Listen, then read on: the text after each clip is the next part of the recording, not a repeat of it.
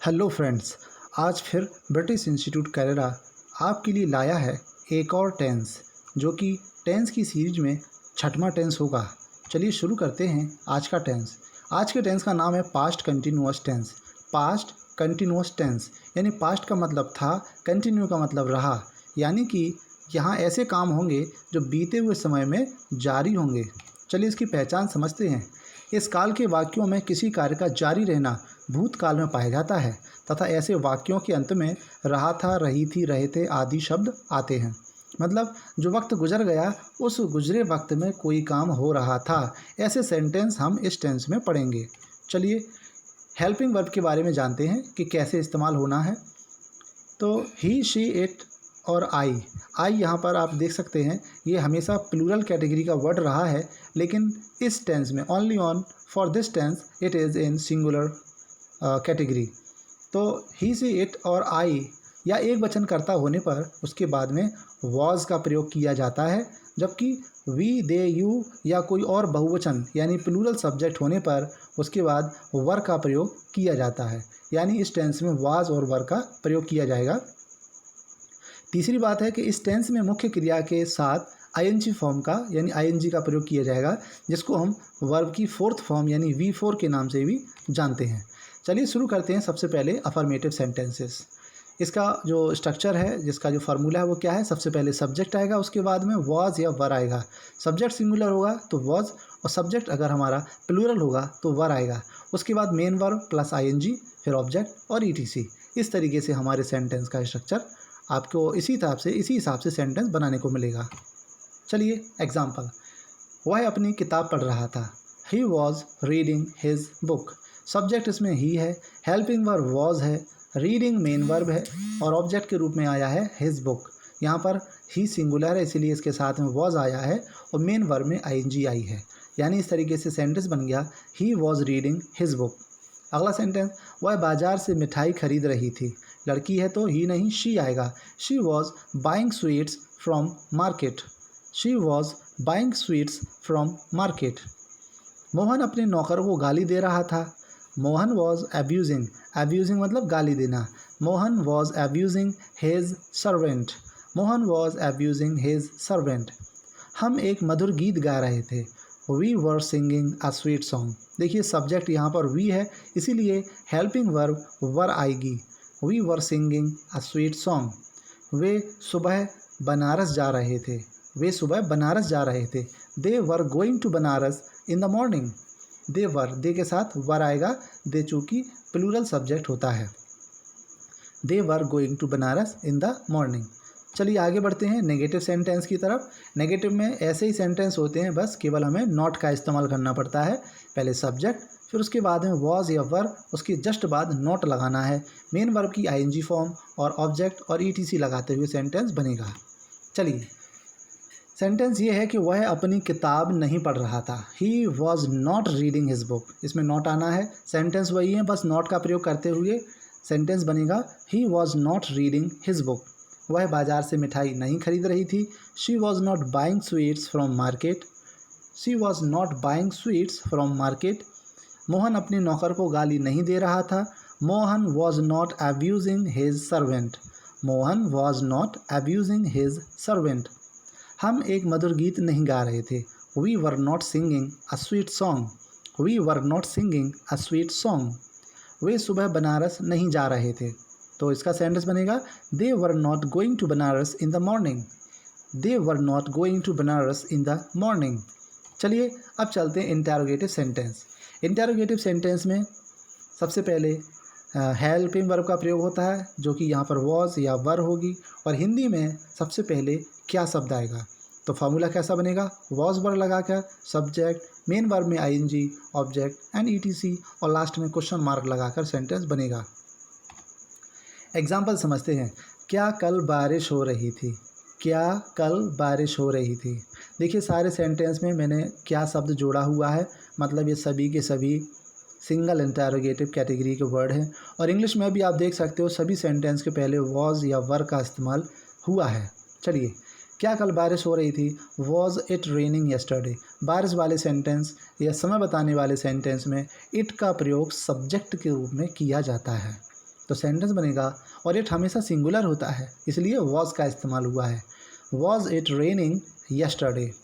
क्या मदन अंग्रेजी पढ़ा रहा था? Was Madan teaching English? Was Madan teaching English? क्या लोग अखबार पढ़ रहे थे? Were people reading newspaper? Were people reading newspaper? क्या पुलिस चोरों की तलाश कर रही थी? Was police searching the thief? Police singular category में भी आता है, प्लूरल में भी आता है, इसलिए यहाँ पर अभी सिंगल या जो ग्रुप के रूप में इसको माना गया है। Was police searching the thieves? यानी कि क्या पुलिस चोरों की तलाश कर रही थी? क्या दूध वाला दूध बेच रहा था? Was milkman selling the milk? Was milkman selling the milk? इस प्रकार से हमारे सिंगल इंटेरोगेटिव हो गए। डबल इंटेरोगेटिव में डबल कुछ नहीं होता है, सिर्फ हमें क्या करना पड़ता है, सबसे पहले क्वेश्चन वर्ड का इस्तेमाल करना पड़ता है, जो कि हिंदी वाले सेंटेंस में बीच में आता है। तो सेंटेंस वही है, कैसे बनेगा? देखिए, क्वेश्चन वर्ड, उसके बाद वॉज वर्ब, फिर सब्जेक्ट, मेन वर्ब में आईएनजी, ऑब्जेक्ट ईटीसी और क्वेश्चन वर्ड लगाकर सेंटेंस पूरा होगा। एग्जाम्पल, कल बारिश क्यों हो रही थी? कल बारिश क्यों हो रही थी? Why was it raining yesterday? Why was it raining yesterday? Madan अंग्रेजी कहाँ पढ़ा रहा था? Where was Madan teaching English? Where was Madan teaching English? लोग अखबार क्यों पढ़ रहे थे? लोग अखबार क्यों पढ़ रहे थे? Why were people reading newspaper? Why were people reading newspaper? Police चोरों की तलाश क्यों कर रही थी? क्यों? Why was police searching the thieves? Why was police searching the thief? दूध वाला दूध कैसे बेच रहा था? कैसे मतलब how? How was milkman selling the milk? देखिए, हिंदी के सभी सेंटेंसों में बीच में क्वेश्चन वर्ड आया है, और इंग्लिश में सबसे पहले वाई, वेयर, वाई और हाउ का प्रयोग सबसे पहले किया गया है। बाकी रूल सिंगल इंटेरोगेटिव के समान ही होता है। चलिए, यहाँ पर हम थोड़ा हु के बारे में और जान लेते हैं, क्योंकि हु एक क्वेश्चन वर्ड होने के साथ साथ एक सब्जेक्ट की तरह भी काम करता है। तो देखिए क्या लिखा है, जब वाक्य में हु शब्द आए तो इस प्रश्नवाचक शब्द को ही कर्ता मानकर वाक्य को सकारात्मक की तरह बनाया जाता है। चलिए, उसे कौन बुला रहा था? उसे कौन बुला रहा था? तो जो भी कौन है वही सब्जेक्ट है, तो who was calling him. Who यहाँ पर सब्जेक्ट भी है, हु यहाँ पर क्वेश्चन वर्ड भी है। सभी सेंटेंस में हु का प्रयोग क्वेश्चन वर्ड के साथ साथ सब्जेक्ट की तरह भी किया गया है। अगला सेंटेंस है, छत पर कौन कौन खेल रहा था? कौन कौन का मतलब यहाँ पर अब एक व्यक्ति नहीं, एक से ज़्यादा की बात हो रही है, तो हु के साथ यहाँ वर लगेगा। Who were playing on the roof? Who were playing on the roof? कमरे में कौन झांक रहा था? तो सेंटेंस बनेगा, who was peeping in the room? Who was peeping in the room? मुझे कौन देख रहा था? इसका बनेगा, who was looking at me? Who was looking at me? कमरे में कौन चिल्ला रहा था? Who was shouting in the room? Who was shouting in the room? चलिए, ये भी हमारे इंटेरोगेटिव सेंटेंस थे, लेकिन हु से बने थे, इसीलिए इनको अलग से बताना पड़ा। आगे कुछ और एग्जाम्पल जिससे क्लियर तरीके से आपकी समझ में आ जाएगा। सेंटेंस है, बच्चे किसके साथ स्कूल से आ रहे थे? यहाँ प्रश्नवाचक शब्द है किसके साथ, तो सबसे पहले लिख दिया हमने with home. With home were children coming from school? With home के साथ वर आया क्योंकि सब्जेक्ट हमारा है चिल्ड्रन, जो कि प्लूरल है। With home were children coming from school? तुम्हारे पिताजी मेले में क्या खरीद रहे थे? तो सेंटेंस बनेगा, what was your father buying in the market? What was your father buying in the market? अगला सेंटेंस, तुम किसके खिलौने तोड़ रहे थे? किसके खिलौने, यानी whose toys? Whose toys were you breaking? Whose toys were you breaking? कितने लोग इधर उधर भाग रहे थे? कितने लोग? यहाँ पर सेंटेंस बनेगा, how many people? How many people were running here and there? How many people were running here and there? वह कितना पानी बर्बाद कर रहा था? वह कितना पानी बर्बाद कर रहा था? तो सेंटेंस बनेगा, कितना पानी, यहाँ पर कितना पानी क्वेश्चन वर्ड है, तो बनेगा how much water? How much water was he wasting?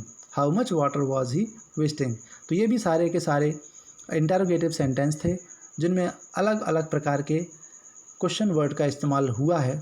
I hope आपने इतने सेंटेंसेस में पास्ट कंटिन्यूअस टेंस को बहुत अच्छे से समझ लिया होगा। अगर आपने इस वीडियो को अच्छे से समझा है तो निश्चित है कि आपको पसंद आया होगा। बच्चों, अगर आप चैनल पर नए हैं तो चैनल को सब्सक्राइब कर लेना, वीडियो को शेयर कर देना अपने दोस्तों को और बेल आइकन ज़रूर प्रेस कर देना ताकि हम जब वीडियो इस पर डालें तो आपको नोटिफिकेशन मिल जाए और आप अगला वीडियो आराम से देख पाएँ। चलिए बच्चों, मिलते हैं हम लोग अगले वीडियो में, तब तक के लिए धन्यवाद।